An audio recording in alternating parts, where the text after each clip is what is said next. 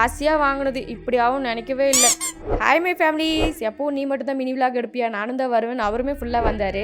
இந்த அழகான காலை பொழுதுல குட்டி கோலத்தோடு இந்த நாள் ஆரம்பிக்கலாம் வாங்க. இன்றைக்கி சமையலை பற்றி பெருசாக பேசுகிறது எதுவும் இல்லை, ஏன்னா சாப்பாடும் சாம்பாரும் அவ்வளோதான். இந்த ஃப்ரிட்ஜில் வர வர ஐஸ் கட்டி பொசுக்குன்னு வந்துடுது, என்ன ரீசன்னே தெரியல. இவங்களை பாருங்களேன், ரெனிஸ் ட்ரம்ஸ் அடிக்க தம்பி ஆடன்னு ஒரே கூத்தாக இருந்துச்சு.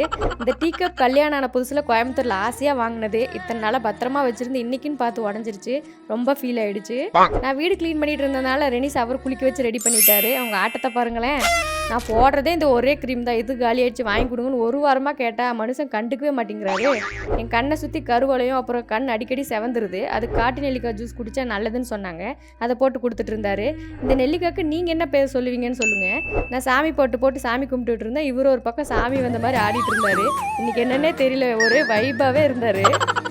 அப்புறமா நெல்லிக்காய் ஜூஸ் குடிச்சிட்டு விரதத்தை முடிச்சிட்டோம்.